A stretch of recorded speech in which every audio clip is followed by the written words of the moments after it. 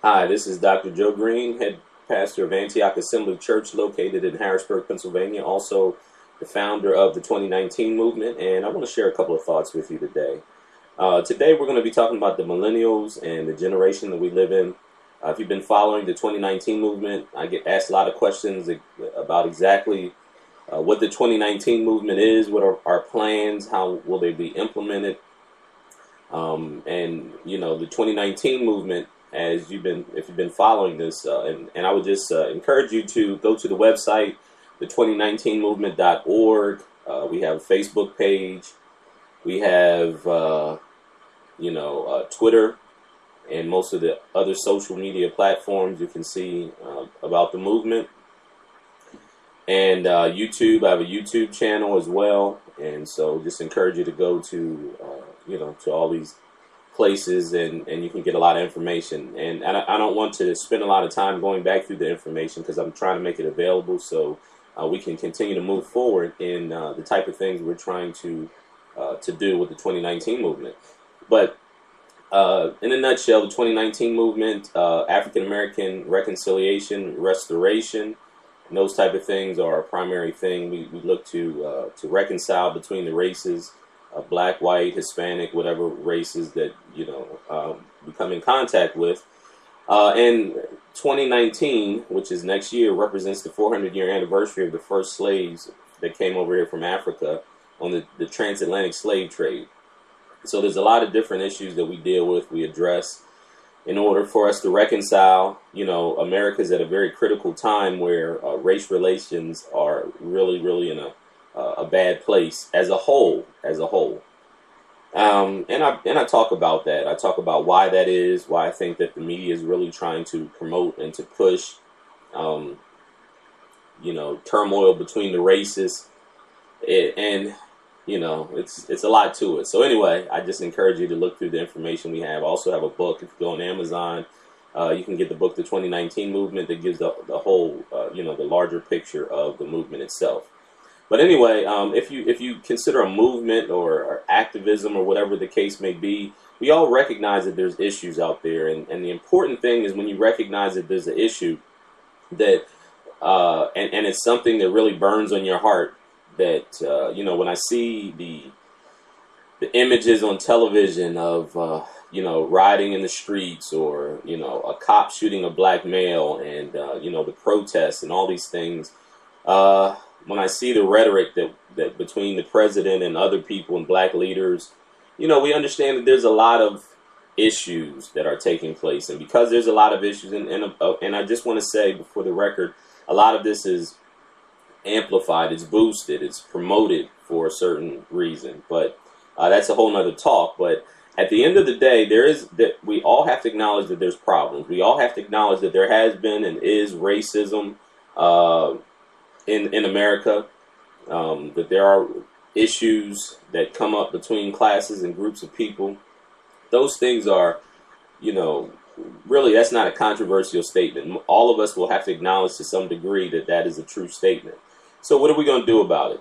A movement is, in my estimation, it's when you have a goal, an end game. You start with the end in mind, and then you start to move towards that. So it's kind of like a cultural revolution, if you will. And so in order for you to have any type of activation or any type of revolution, if you will, spiritual and emotional, cultural revolution, you must first take on the prevailing philosophies and spiritual beliefs that need to be changed to change the culture and to move into the direction that you think things should go.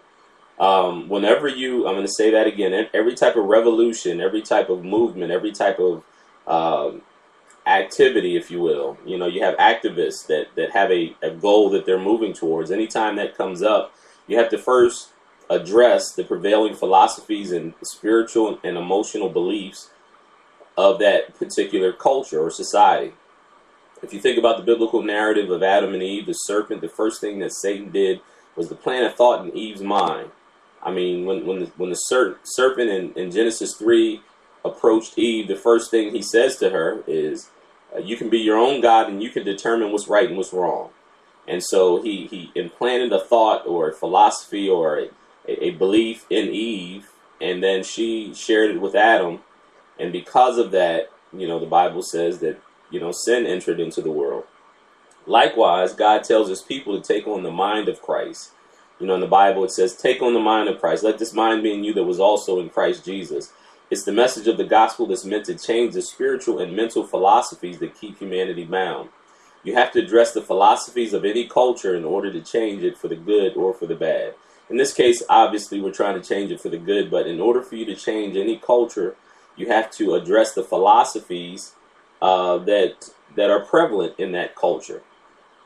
So when we look at our society, when we look at America, or the larger culture is called the Western culture or Western society. It's the dominant culture of today. So I want to trace back how we got our culture where we're at now, and in order for us to look at the issues that we're addressing. So the current generation that's known as the millennials represent the future of the Western society, because we live in Western culture, Western society, the Western world, if you will. And upon further examination, you understand that their culture is a culture of narcissism, the lack of spiritual boundaries, etc. And this is not just my opinion. Psychological studies and surveys have proven this, that this is one of the most narcissistic generations that we've ever seen. It's and when you think about what comes with narcissism, so you have self-centeredness, you have high levels of depression. These millennials have been the highest recorded rates of suicidal thoughts and depression and different things like that. And our culture as a whole, even though we have one of the wealthiest nations in the world, I think the last statistic I saw is about 80% of the psychotropic drugs in the world are consumed by people in America. So even though you have wealth, our standard of living is one of the highest in the world, but yet you still have people that are depressed, people that have suicidal tendencies. You have people that have to take antidepressant pills, and you when you understand the opioid epidemic, the opioid epidemic is a result of people wanting to escape. When people take drugs, especially opioids, even more so than any other, or marijuana use is really high right now as well. These are what's called depressant drugs, and so depressant drugs are a type of escape, as opposed to if you have cocaine, or people that are on cocaine, they don't really, it's not an escapism. People that smoke cocaine or snort it or whatever, they engage, they go out and they engage people, whereas someone who's on marijuana, who's smoking marijuana or opioids, especially opioids or heroin, it's kind of an escape drug. If you ever seen someone who's on heroin, they kind of, they nod out, or they pass out sometimes, or they kind of, they're detached from reality. And that's a result usually of depression, or, escapism, or stress, or these type of things. So we have a generation that has exceeded previous generations in, depression. And even though they have more material wealth than anybody else, I always talk about my grandparents. My grandparents told me that for Christmas, they would get a stocking with like fruit and nuts in it, or a pair of socks or something like that. And they were happy. They called the generation during the time of World War II the greatest generation ever. They didn't have a lot of material wealth, but yet they weren't as depressed. It's this society that we have probably 10 times more wealth on average. We don't have as many people in America. Most people, even people that are considered on the poverty line in America, are still wealthier than 70% of the rest of the world. So, and again, these are facts. It's not my opinion. So why is it that this generation, of course, which this generation represents the future of where we're going. So if they're here now, then where are they going to be going in the future? So I believe it's critical for us to understand the underpinnings of how we got here, so that we don't follow after the way of Sodom, Gomorrah, and the other ancient cultures that imploded into infamy. When you understand Sodom and Gomorrah and how it was destroyed, when you understand the other great civilizations, the Roman Empire, it imploded from the inside. Nobody came in and conquered them by warfare. They imploded from the inside, and they were overrun. So how do we avoid that? Because if you understand that our culture is going in that same direction, and all the historical cues are there, we're living in what the Bible calls the last days, and as they're described in 2 Timothy 3. So I'm going to read 2 Timothy chapter 3, the first few verses, the first 7 verses. It says, "But know this, that in the last days perilous times will come, for men will be lovers of themselves, lovers of money, boasters, proud, blasphemers, disobedient to parents, unthankful, unholy, unloving, unforgiving, slanderers, without self-control, brutal, despisers of good, traitors, headstrong, haughty, lovers of pleasure rather than lovers of God, having a form of godliness but denying its power. And from such people turn away." Verse 6 says, "For of this sort are those who creep into households and make captives of gullible women, loaded down with sins, led away by various lusts, always learning and never able to come to the knowledge of the truth." So let's look at the progression, because when you read that in 2 Timothy, it's quite clear that is a representation of where our culture is. Not only is it for the children of the millennials, but for the culture in general. That's the direction the culture is going into. And, the one thing it said, because it does always mention that they're disobedient to parents. And, in Isaiah, the book of Isaiah, I believe it's chapter 3, it talks about how when a nation or a culture turns away from God, that the children will be oppressive of the elderly. And we see that. We see, back generations past, you always had the elders that got respect just because of their age, just because of their lot in life. But now you don't see that as much. And I deal with young people. I have a mentoring program. I've dealt with young teenage boys, and as a pastor, I deal with the culture as a whole. And I don't see the same level of respect from our young people for our older people. I was in Philadelphia not long ago, and I was talking to a young man who was probably in his mid to late 20s, I would assume. He was younger than me. I know that for a fact. But anyway, as I was addressing him, we had a difference of opinions and views of what I was talking about. But I really got a sense that there wasn't that level of respect. As an elder, even if I had when I was in my 20s or maybe early 30s, if I was addressing an elder and we had a difference of opinion, I still would at least give him the respect of, saying to him, "Hey, okay, well, we disagree, but hey, okay." Because at the end of the conversation, when I recognized that it would have taken a lot longer for me to really get him to understand fully my position, I recognized I didn't have that time, and that wasn't the place. It was at the end of the church service. I had just got done preaching, and there were people waiting to talk with me. And so I disengaged from the conversation, which that's wisdom. When you understand that the conversation is not going anywhere, you don't keep trying to push and push and push and argue and debate. That wasn't the place and the time. So I disengaged from the conversation. I said, "Hey, well, I don't think you fully understood what I was talking about." He actually only heard the last 5 minutes of an hour-long speech that I gave. So I said, "Hey, God bless you." And I put my hand out to shake his hand. And he said, "I'm not shaking your hand." And I really felt like that was disrespectful. Now, of course, I didn't engage that. I didn't lower myself to going back and forth. I didn't get in his face and say, "Man, you better respect me." I didn't do any of those things. I just said, "Hey, well, God bless you anyway," and I walked off. But I say that to say that I took that as kind of just the tone that we live in. The lack of respect. And like I said, the things that I was sharing, I'm not putting myself on a pedestal, but usually if I give a talk or a lecture or I'm preaching a sermon, I've done research on what I'm saying. So you may have a different opinion or a different view, but you just can't completely discount what I'm saying, because I'm a researcher. I research things. I have data to back up what I'm saying. And again, it doesn't mean that I'm 100% right. That's not what I'm suggesting. But to completely just come in and hear only a couple of minutes of what I say and just say, you don't know what you're talking about, it's a lack of wisdom and a lack of respect. But anyway, let's move forward. So we live in this generation, the 2 Timothy 3 generation, and it says in the last days perilous times will come. So the Bible describes these times as perilous or dangerous times. But let's look at the progression and how we got here. And we're talking about Western culture, because this is not only the prevailing theme of America, but Western culture has invaded the world. So if you go to Asia, you find a lot of traces of Western culture, whether it's the music, the fashion, or whatever the case may be. If you think about one of the most influential platforms in Western culture is hip-hop music.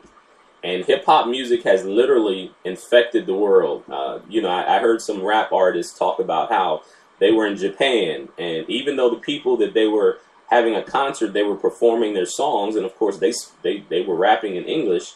These people that were Japanese that couldn't speak English could still recite the words to their song, and they were still, you see Asian people that are wearing dreadlocks or they're walking around with their pants sagging, and these are key components of the hip hop genre, if you will, or the hip hop culture. So Western culture has spilled over and influenced the rest of the world. And so how do we get here? The first thing I want to talk about is what was known as feudalism. So feudalism was the combination of the legal and military customs in the medieval Europe, which flourished between the 9th and the 15th centuries. Broadly defined, it was a way of structuring society around relationships derived from the holding of land in exchange for service and labor. Although derived from the Latin word feudum or feudum, then in use, the term feudalism and the system it describes were not conceived of as a formal political system by the people living in the Middle Ages, but it in its classic definition by Francois Louis Gonzalez in 1944, feudalism describes a set of reciprocal legal and military obligations among the warrior nobility revolving around the three concepts of lords, vassals, and fiefs. So that was the feudal system. So you had monarchs or kings that owned land or owned nations. You had the people that were on the land. You had the military. You had, soldiers, if you will, military people. You also had priests or religious leaders. But that was the system of from the 8th to the from the 9th to the 15th century. So that would have been into the 1400s. Now you had a shift and what was called the Industrial Revolution, and this is going to be key. So the Industrial Revolution took place from the 18th to the 19th centuries. It was a period during which predominantly agrarian rural societies in Europe and America became industrial and urban. So with the Industrial Revolution, you had, instead of people just being farmers or living on the land, large amounts of land, they began to congregate into cities, into urban areas. Prior to the Industrial Revolution, which began in Britain in the late 1700s, manufacturing was often done in people's homes using hand tools or basic machines. Industrialization marked a shift to powered, special-purpose machinery, factories, and mass production. The iron and textile industries, along with the development of the steam engine, played central roles in the Industrial Revolution, which also saw improved systems in transportation, communication, and banking. While the industrialization brought about the increased volume and variety of manufactured goods and improved standard of living for some, also resulted in poor living conditions for the working class at times. So anyway, one of the things that was key for this, the Industrial Revolution, and you don't have to memorize all this, I just want to lay the foundation for where we're going. It talked about banking. So in the 1700s, it talks about banking became prevalent. During the time in the 9th century, I believe it was, you had the rise in what was a group, and if you've been following the 2019 movement, I talk about in where was modern day Turkey, an area the Bible refers to as Pergamum. You had this group of people called the Khazars. The Khazars were very aggressive, warlike people. And their culture was so corrupted, they practiced the ancient pagan religions that was a lot of sexual perversion. You had all kind of sexual perversion. The Bible describes it. So it talks about Pergamum. So these people adapted what is known as Jewish mysticism or Kabbalah, Talmudic Judaism. So they didn't become actual Torah following Jews. They became Talmudic Judaism, and Talmudic Babylonian mysticism, Judaism, if you will, was the mixing and matching of the Mystery Babylon religion with Judaism. Solomon was one of the people that was a purveyor of that. So when Solomon was, in the temple, he took on the customs of the Babylonians and mixed and matched the religions, and that's where you get what's called Jewish mysticism. So anyway, that's what they followed after. They migrated from Turkey into Germany, and so as the banking, as the Industrial Revolution hit, and Europe became more industrialized and banking becomes more sophisticated, you have this group of people called the Rothschild family, and the Rothschilds perfected what's called fractionalized lending. And I'm not going to get into that, but I just want you to understand that they became intertwined in the Industrial Revolution and the Western culture or Western society. So now you go from industrialization or the Industrial Revolution to what was called modernism. And modernism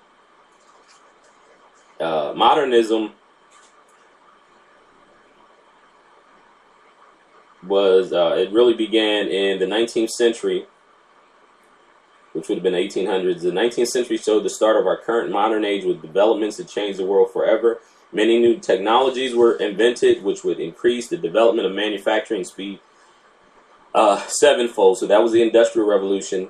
The Industrial Revolution occurred from 1760 to sometime between 1820 to 1840. The transition included going from hand production methods to machines.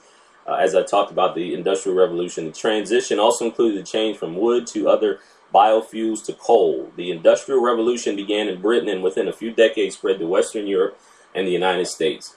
With the Industrial Revolution, the poor that once had lived in the countryside moved to the city to live in slums, to work in factories. This produced a kind of slave state, which the machines and technology. So you had the Industrial Revolution, and so people began to migrate into the cities. During this time, you also have what's a development in certain parts of this area which was almost like welfare. It was like kind of a welfare system that happened. But anyway, I'm not going to go down that path today. With the Industrial Revolution came to the development of the railway and trains, and the old cathedrals of the 19th century became great Victorian railway stations. To the people, this whole new experience of alien technology, to them it was unheard of to move so fast in a machine rolling without wheels. Now, here's the key. With the onset of the Industrial Revolution, there was a population boom. The Industrial Revolution marked a major turning point in the Earth's ecology and humans' relationship with their environment. The Industrial Revolution dramatically changed every aspect of human life and lifestyles. The impact of the world's psyche would not begin to register until the early 1960s. But here's the key. With the Industrial Revolution, not only did you go from this feudal state to, you have cities and urban areas. You have the development of what's known as the middle class, because before that you only had the ruling class and the people that were underneath them, under their control.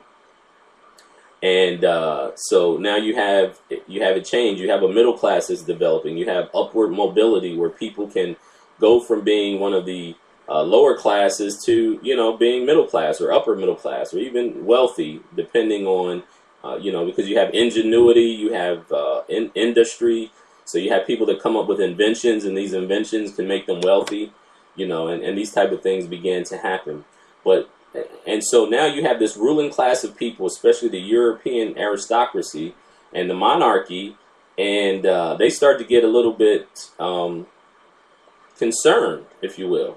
And the main reason is because now they don't have the same amount of control, and there are people that are competing for power and wealth. So, but anyway, let's talk about the population. So the population, it says for the first 7 to 8 centuries of this modern era that we live in, the population would grow about 0.1% per year. 0.1% per year. But at the dawn of the Industrial Revolution in the mid-1700s, the world's human population grew about 57% to 700 million people. It would reach 1 billion people in 1800. Then you had the Black Plague. The Black Plague killed about 75 million people and in the late 1300s. But the birth of the Industrial Revolution altered medicine and living standards, resulting in a population explosion that would commence at the point of the steamroll into the 20th and the 21st centuries. So you had 0.1% growth the first 7 or 8 centuries of this era. Now, when the start of the Industrial Revolution, you have 57% population growth. Now it gets better. Now, in the beginning of the 20th and the 21st centuries, and only 100 years after the onset of the Industrial Revolution, the world population would grow to 100% to 2 billion people in 1927.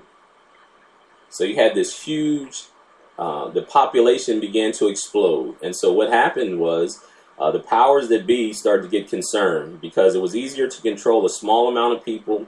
Also because of the feudal system, people that weren't of the ruling aristocracy didn't get, there was no upward mobility. They stayed where they were. So you have this change. So now you have modernism. The idea of modernity involved the belief in the notion of historical progress was seen in the beginning of the 20th century in various forms: art, design, philosophy, literature, and later in architecture, music, and every other creative art. Modernism in design and architecture emerged in the aftermath of the First World War and the Russian Revolution, a period when the artistic avant-garde dreamed of a new world free of conflict, greed, and social inequality. It was not a style, but a loose collection of ideas. Now, I wanted to say to you that modernism began to become more prevalent in art and literature and different things like that. But what I believe, based on my research and what I found, is that these philosophies they weren't happening by happenstance. They were beginning to be promoted for a specific reason, and I'm going to tell you why. So you had modernism, and so socialism, these socialistic ideas began to come because people started talking about, that social inequality, greed, and conflict. They tried to avoid those things. Now, if you understand how this happens, that certain things occur because of that's how things are constructed, right? So with the fallen nature of humanity and sin, you understand that there's always going to be strife, there's always going to be turmoil, but God is the one who offers us the solution. But if you understand how the culture and society and the society as a whole began, man began to see themselves as the ones, the ruling class, the most intelligent people, the people that are in art and literature and all these other things. They began to believe that they had the ideas or the philosophies that would solve the conflicts between humanities,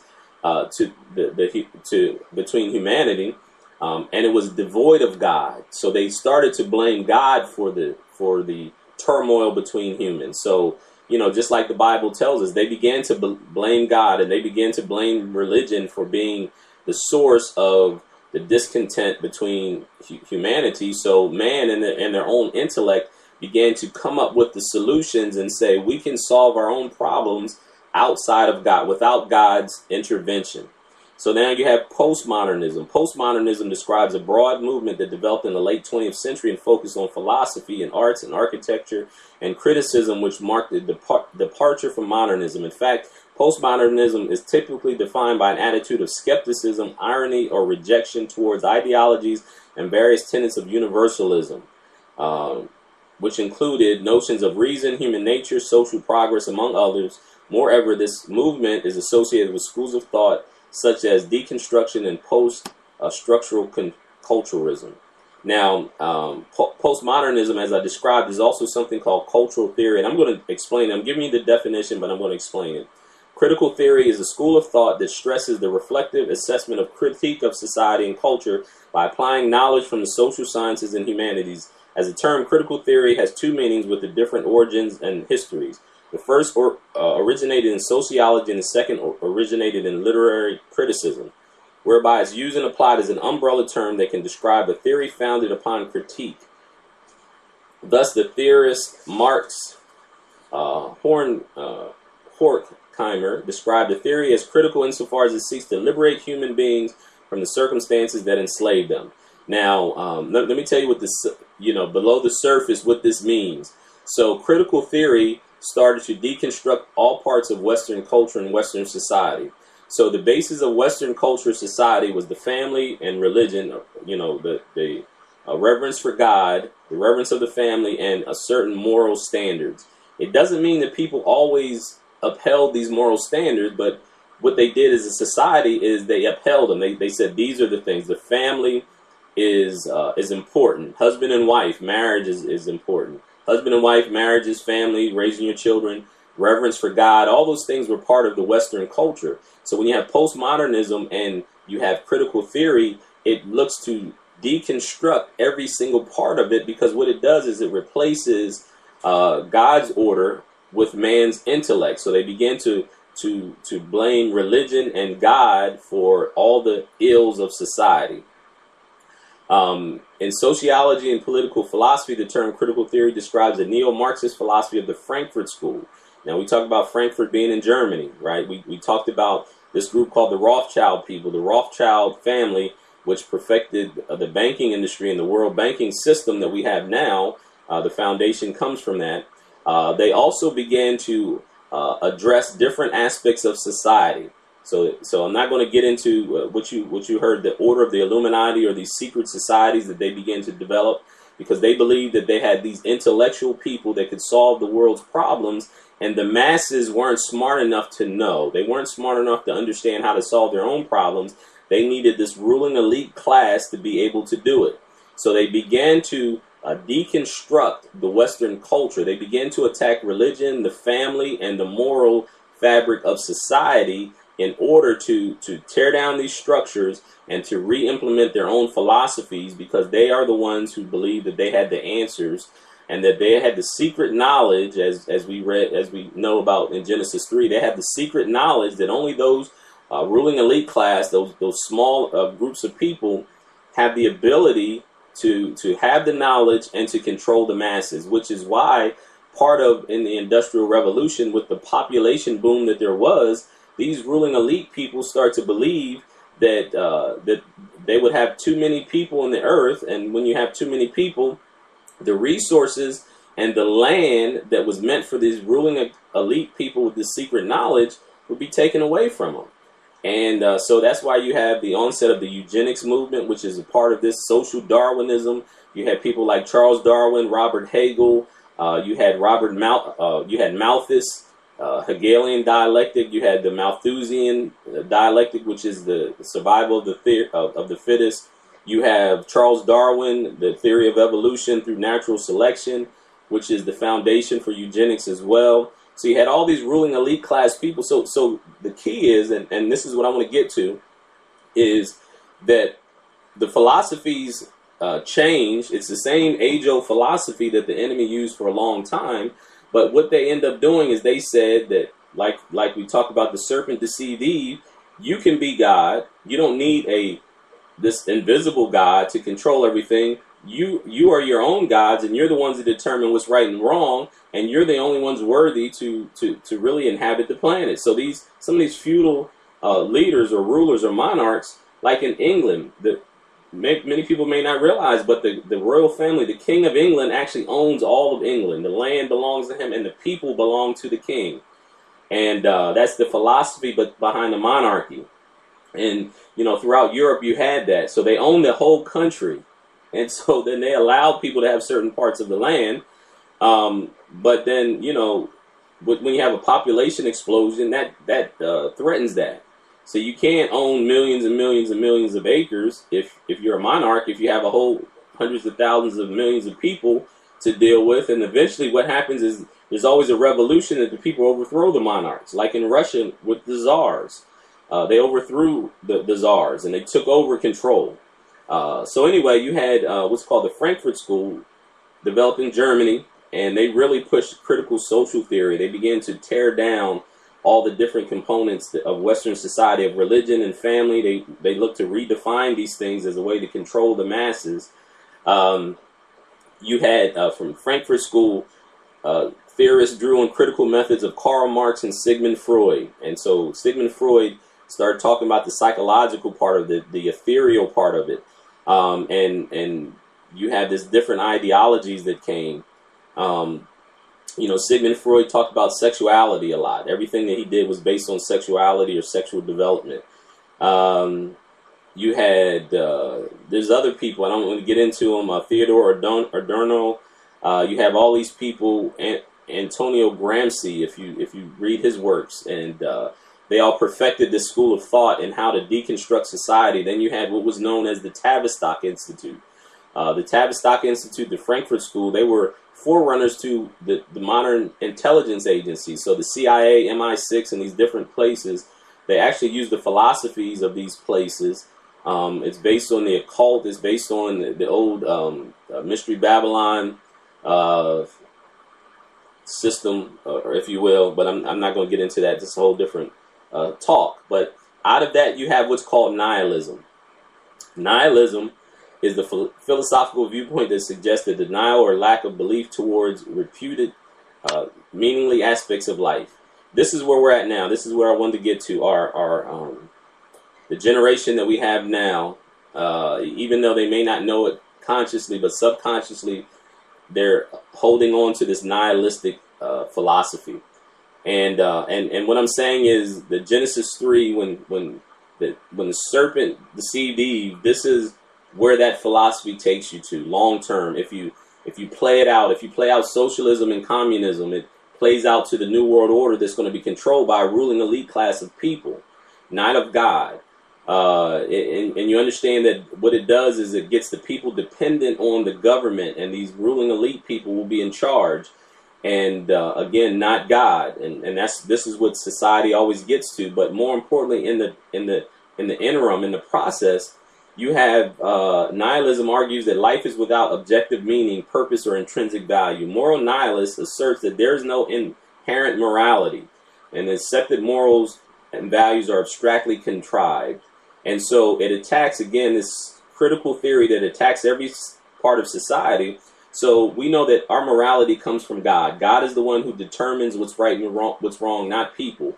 You have this relative morality that says what's right for you may not be right for me. There's no absolute truths. That's what nihilism, and that life is just life. So you go out and just enjoy yourself. There's this saying that these young people have, that live hard, that live fast and die young. Live fast and die young. And so because there is no purpose and no plan, and there is no supreme being per se, there's no afterlife that we look forward to. There's just the here and now. Live for today.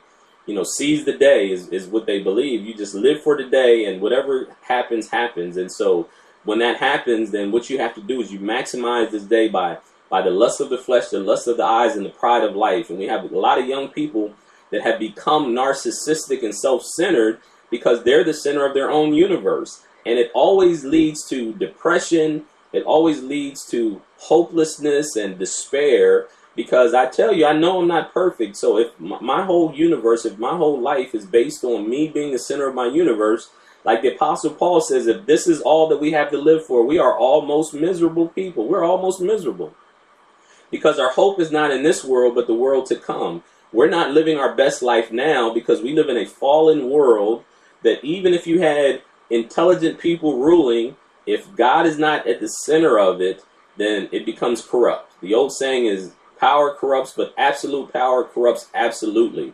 Because of our sin nature, we will ultimately implode when we stray from God and His teachings and His way and His word. When we don't acknowledge the supreme, perfect God, creator, perfect in intellect, omniscient, omnipresent, and omnipotent.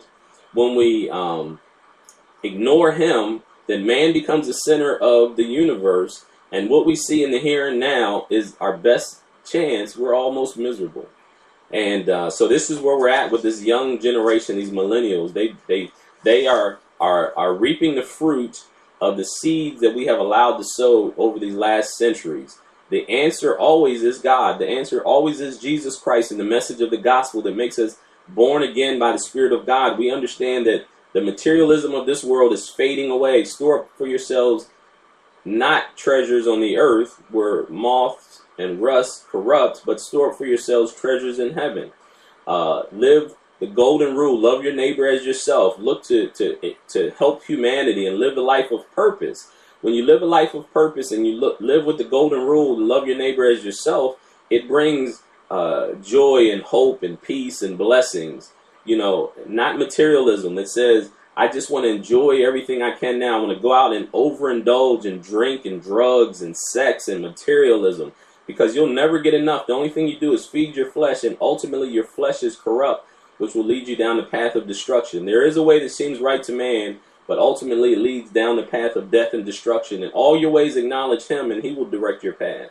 And so our hope is not in this world, but our hope is in Jesus Christ. And so I just thank you. This has been Dr. Joe Green, and just sharing these thoughts with you today. Want to give some insight as to why we are where we're at. I might have spent a little bit more time laying the foundation as I wanted to, but I thought it was important for us to understand how we got here. It's a natural progression that happens when we vary away from God. We end up in the same place that every other culture, every other great society has ended up the same place. The Roman Empire, the same thing. They got to a place where they were so rich and powerful, they removed God from everything. And so it was about materialism, is about the lust of the flesh, the lust of the eyes, and the pride of life, and it ended up in destruction. That's where it always ends up at. And so I just want to encourage you today, and for you to understand where we're at in history.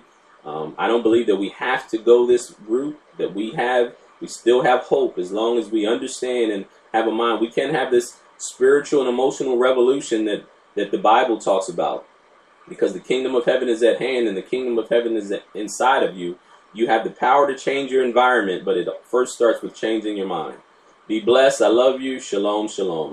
I'll pick this up next time, and we'll go a little bit further into this teaching. Thank you.